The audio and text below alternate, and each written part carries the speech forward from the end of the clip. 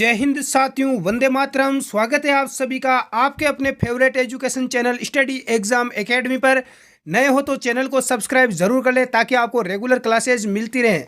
अपना Telegram group भी है, उसको आपको पीडीएफ नोट्स वगैरह मिल जाएंगे राजस्थान पुलिस के, उसको आप ज्वाइन कर लें। पहला प्रश्न आपके सामने है स्क्रीन के ऊपर। यदि आपको आंसर आ रहा है तो नीचे कमेंट बॉक्स में आप जरूर बताएं। राजस्थान के जिस जिले की सीमा अंतर्राज्यीय व अंतर्राष्ट्रीय दोनों है वह जिला कौन सा है? जैसलमेर, गंगानगर, बीकानेर या झालावाड़। दोस्त, राजस्थान का कौन से ज़िले हैं जिनकी सीमा अंतर्राज्यीय भी लगती है और अंतर्राष्ट्रीय सीमा लगती है?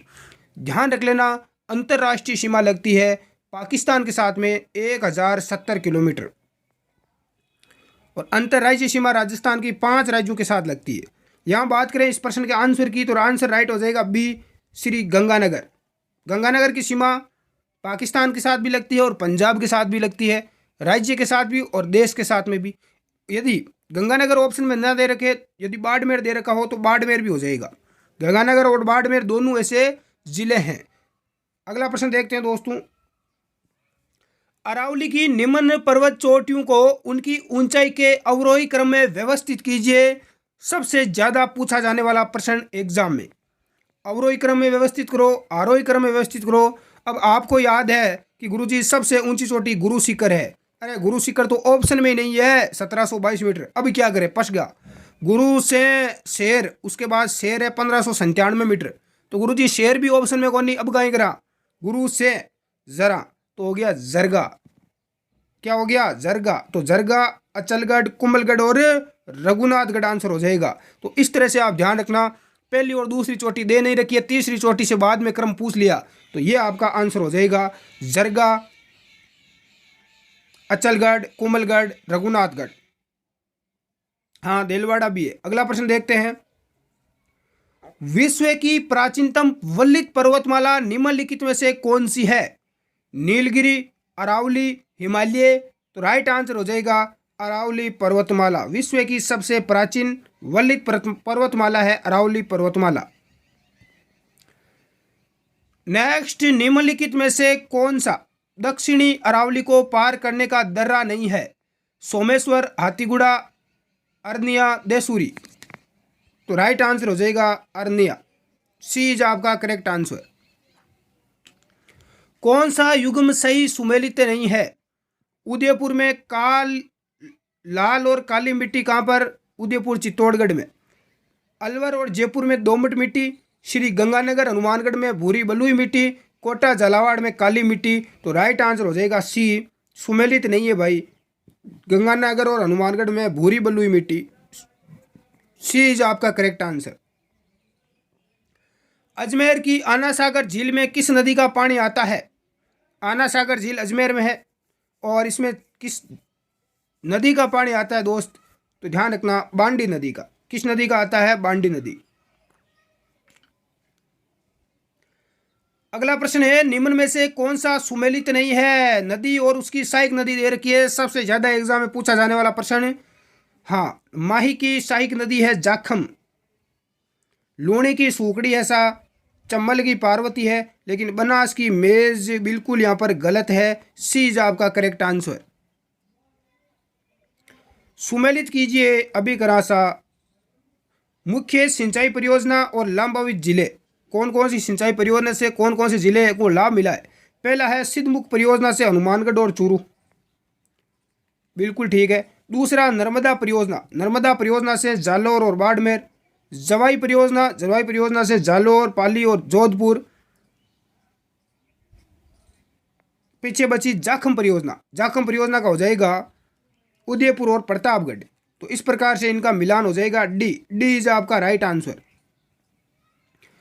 राजस्थान के कौन से जिलों में खस घास उत्पादित होती है? खस घास, इसकी जड़ों से सुगंधित तेल निकाला जाता है, ध्यान रखना, जो इत्र और शरबत बनाने के काम आता है। सवाई माधोपुर, भरतपुर और टोंक जिलों में पाई जाती है। सवाई माधोपुर, भरतपुर और टोंक। डी आपका राइट हो जाएगा। सुमेलित करना है, प्रश्न आपके सामने है। कुंभलगढ़ वन्य जीव अभयारण्य कहाँ पर है? आंसर बताओ देखें। कुंभलगढ़ वन्य जीव अभयारण्य राजसमंद जिले में है। केवलादेव राष्ट्रीय उद्यान कहाँ पर है? भरतपुर में है गुरुजी। मरु राष्ट्रीय उद्यान जैसलमेर और टाइगर रिजर्व सरिस्का अलवर। इस प्रकार से आपका मिलान हो जाएगा, डी इज आपका राइट आंसर।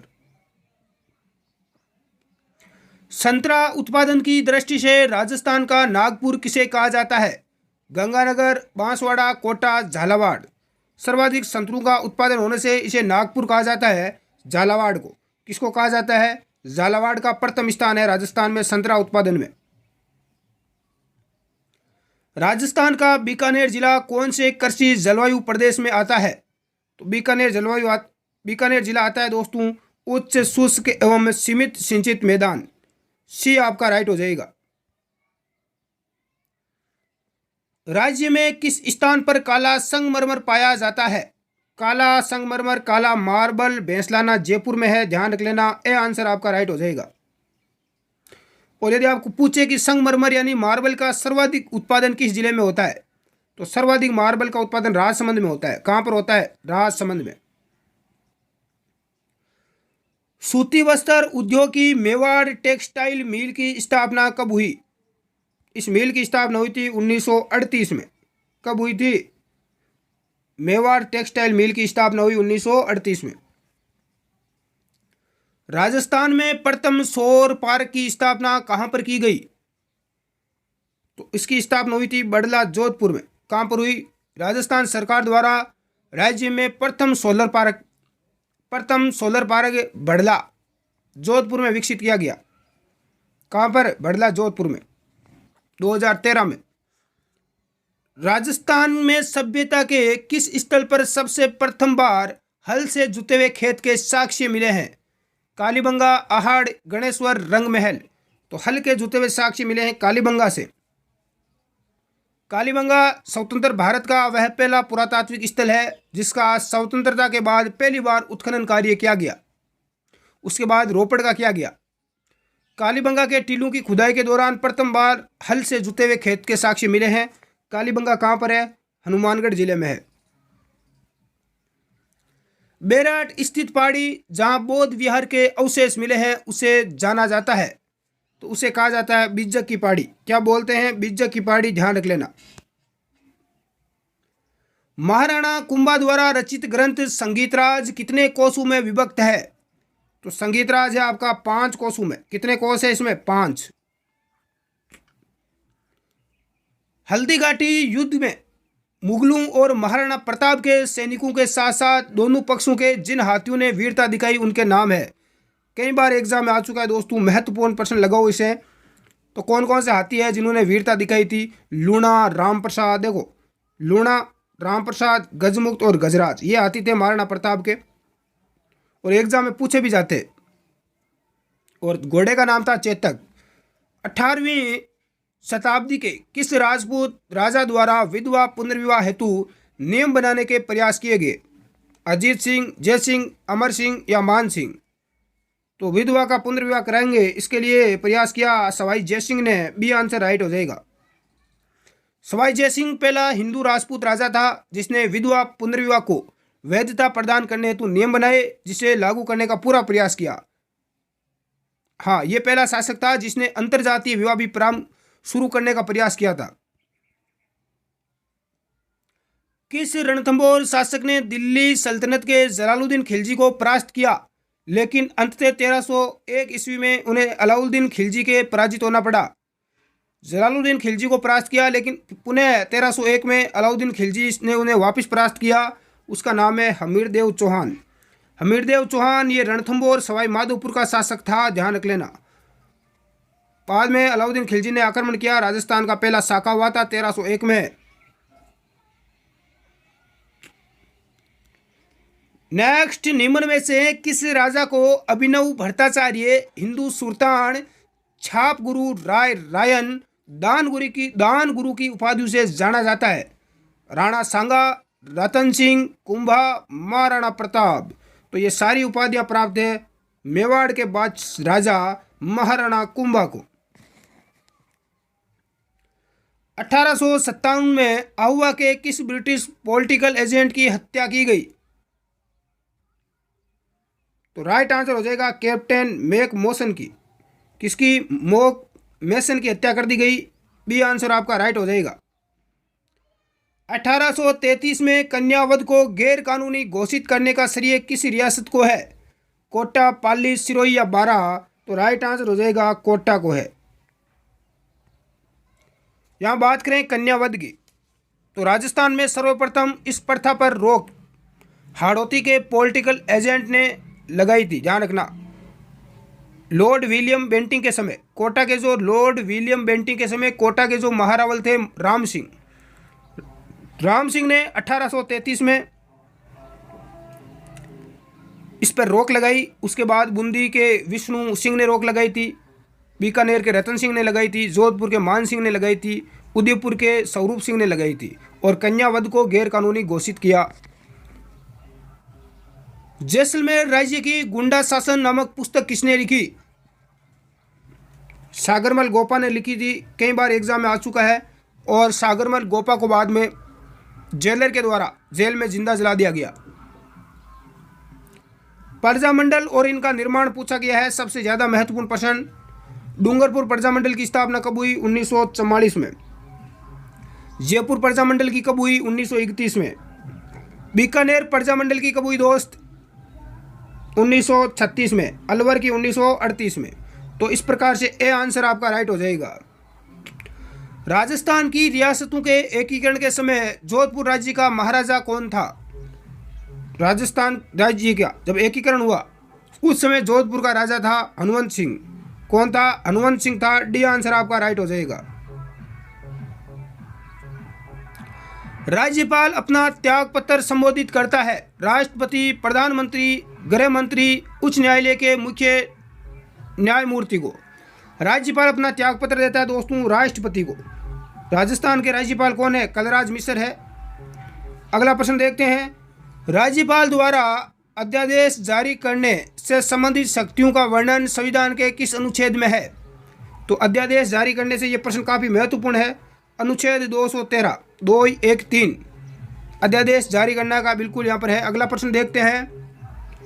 राजस्थान के प्रथम निर्वाचित मुख्यमंत्री कौन थे? तो प्रथम निर्वाचित मुख्यमंत्री थे टीकाराम पालीवाल।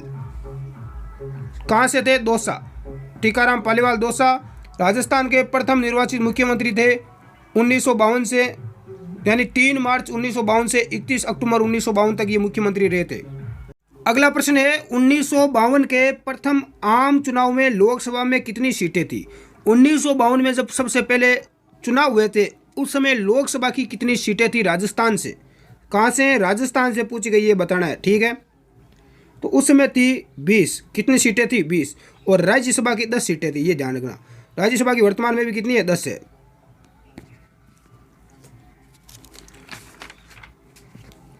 नेक्स्ट अगला प्रश्न है निम्नलिखित में से कौन सा जिला राजस्थान उच्च न्यायालय की जयपुर पीठ के अधिकार क्षेत्र में नहीं है?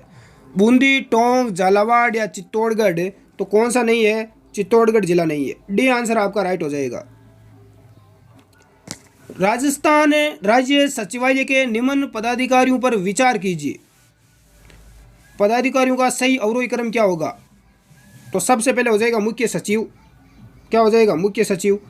और उसके बाद क्या हो जाएगा? शासन सचिव। उसके बाद हो जाएगा अतिरिक्त सचिव, फिर उप सचिव। तो इस प्रकार से हो जाएगा। सबसे पहले जो मुख्य सचिव है, उसके बाद में शासन सचिव आ जाएगा, फिर उप सचिव अतिरिक्त सचिव आएगा और फिर उप सचिव आएगा। तो यह क्रम हो जाएगा। अगला है जिला कलेक्टर वह दूरी है जिसके चारों ओर जिला भूमिकाएं होती है, निम्न में से कौन सी उसे संबंधित नहीं है? जिला कलेक्टर से संबंधित नहीं है।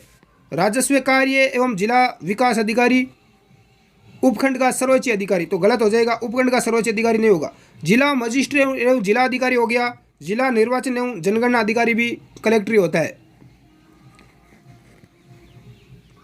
तो जिलाधीश के अधीन उपखंड स्तर पर उपखंड अधिकारी होते हैं और तहसील पर तहसीलदार होता है। अगला प्रश्न है निम्नलिखित में से किसका संबंध 73वें संवैधानिक संशोधन अधिनियम 1992 से है? 73वां संविधान संशोधन हुआ था 1992 में। पंचायती राज से है इसका संबंध। किससे है? पंचायती राज।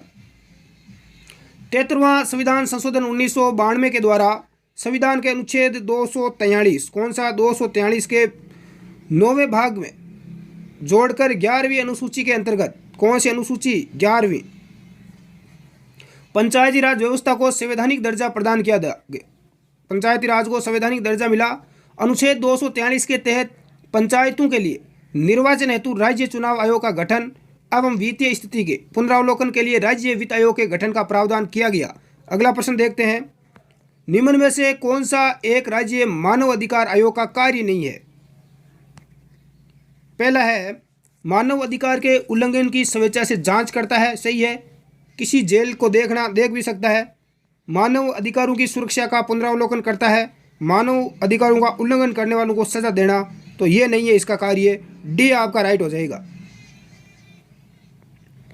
राजस्थान लोक सेवा आयोग के प्रथम अध्यक्ष कौन थे? तो प्रथम लोक सेवा का अध्यक्ष थे एस.के. घोष। प्रथम लोक सेवा के राजस्थान लोक सेवा आयोग के प्रथम अध्यक्ष थे एस.के. घोष। बिल्कुल सभी का राइट है। राजस्थान लोक सेवा आयोग अपने कार्यों का वार्षिक प्रतिवेदन प्रस्तुत करता है। विधानसभा अध्यक्ष, राष्ट्रपति के समक्ष, राज्यपाल या मुख्य सचिव? तो राइट आंसर हो जाएगा राज्यपाल के समक्ष। सी आंसर आपका राइट हो जाएगा। अगला प्रश्न है, राजस्थान के लोकायुक्त निम्नलिखित में से किस अधिकारी के विरुद्ध जांच नहीं कर सकते? तो लोकायुक्त किसके खिलाफ जांच नहीं कर सकते? मुख्यमंत्री। डी आंसर आपका राइट हो जाएगा। अगला प्रश्न देखो, सुमेलित करने वाला है। गजनेर महल कहाँ पर है? गजनेर महल है बीकानेर में। किराडू का मंदिर कहाँ पर है? किराडू का मंदिर कटे दोस्ता, बिल्कुल बाड़मेर में गुरुजी। किराडू का मंदिर कटे है बाड़मेर में। जग मंदिर कहाँ पर है? उदयपुर में है। तो इस प्रकार से आपका ए आंसर राइट हो जाएगा। राजस्थान राज्य में पहला द्रोणाचार्य पुरस्कार किसे प्राप्त हुआ? सबसे शानदार प्रश्न पूछा गया है। मुझे नहीं लगता देखे कौन कौन राइट कर पाते हैं। द्रोणाचार्य पुरस्कार से सम्मानित जोधपुर के प्रोफेसर है जिनका नाम है करण सिंह। क्या नाम है? करण सिंह। करण सिंह राज्य की पहली ऐसी खेल प्रतिभा है जिन्हें खेलों में विशेषकर एथलेटिक्स के क्षेत्र में बहुत सारी उपलब्धियां प्राप्त हुई और द्रोणाचार्य पुरस्कार मिला। खेल के कोच को मिलता है। बिल्कुल डी आंसर आपका राइट हो जाएगा। चुनाई का कार्य करने वालों को क्या बोलते हैं? चुनाई का जो कार्य करता है राजस्थान में उसे चेजारा बोलते हैं। क्या बोलते हैं? चेजारा। यह प्रश्न आ चुका है, ध्यान रखना। राजस्थान संस्कृति में ओलंदी क्या है? तो राइट आंसर क्या हो जाएगा? नववधु के साथ जाने वाली लड़की या स्त्री। नई जब वधु ससुराल जाती है शादी के टाइम, उसके साथ जो लड़कियां जाती है उन्हें बोलते हैं। राजस्थान नगर पालिका अधिनियम 2009 के प्रावधानों के अनुसार राज्य सरकार द्वारा नगर परिषद के अधिकतम कितने व्यक्ति नाम निर्दिष्ट किए जा सकते हैं? तो अधिकतम 8 व्यक्ति। सी आंसर आपका राइट हो जाएगा। निम्न में से कौन सा चित्रकार चित्रकला की मेवाड़ शैली से संबंधित था? तो कौन सा चित्रकार है? साहिबुद्दीन। कौन सा है? साहिबुद्दीन है मेवाड़ चित्र शैली से। सी आंसर आपका राइट हो जाएगा दोस्तों। तो ये हमने प्रश्न कवर किए कितने? 45 राजस्थान जीके के। कथा थांगे राइट या कमेंट कर बताओ देखा नहीं। हाँ कमेंट करो देखा। महिला बाल अपराध का सूपड़ा साफ कर देते हैं 10 प्रश्नों का। पहला प्रश्न है, विशाखावाद के प्रमुख बिंदु में शामिल नहीं है। तो विशाखावाद के प्रमुख बिंदु में क्या शामिल नहीं है?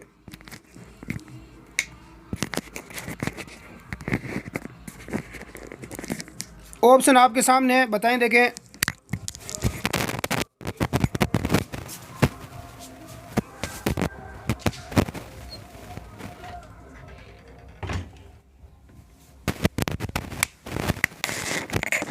तो राइट आंसर क्या हो जाएगा दोस्तों? बिल्कुल बताओ देखें कमेंट करके किस किस का राइट आता है। जो भी साथी सी बता रहे हैं, डी बता रहे हैं सुरक्षित कामकाजी वातावरण का निर्माण किसी कामकाजी महिला का मूलभूत अधिकार है। डी आपका राइट हो जाएगा।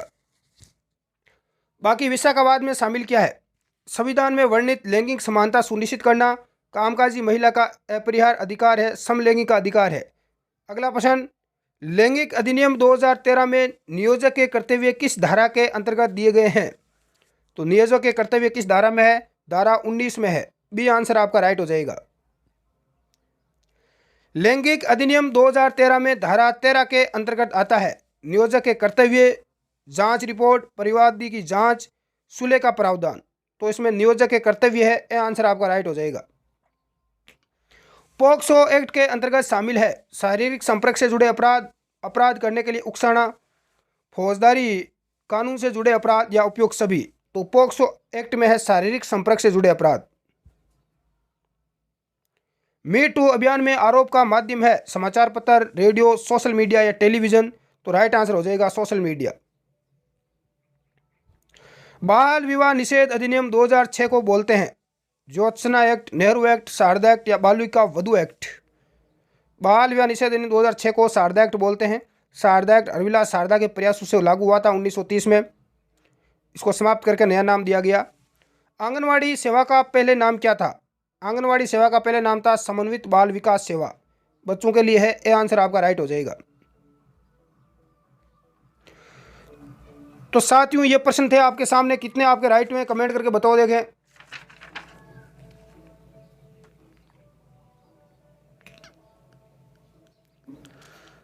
अभी इंडिया जीके का आ चुके हैं।